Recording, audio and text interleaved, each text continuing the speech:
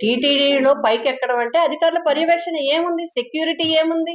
ఒక వ్యక్తి పైకి ఎక్కగలిగాడంటే అసలది పైన డ్రోన్‌లే తిరగనివ్వరు.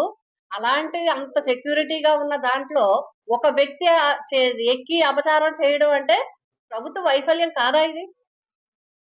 ఏ వ్యక్తి కానివ్వండి, ఎటువంటి వ్యక్తి అయినా అక్కడికెక్కే అంత అన్‌సెక్యూర్డ్‌గా ఆ టెంపుల్ ఎట్లా ఉంది?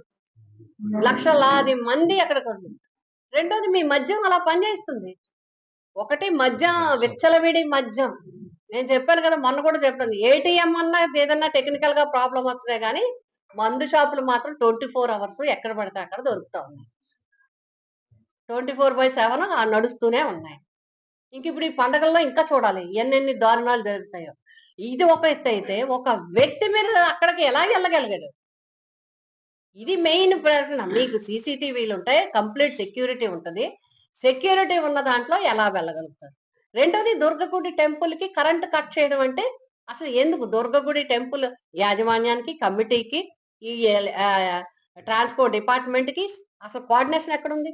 ప్రభుత్వానికేంది? అలాంటి ప్రతిష్టాకరమైన ఆలయాలకి ఏదైనా వాటర్ గాని, కరెంట్ గాని ఏదైనా ఇబ్బందుంటే ఎండోమెంట్ మినిస్టర్‌తో గాని, ప్రభుత్వంతో గాని చర్చించకుండా ఎవరైనా యాక్షన్ తీసుకుంటారా?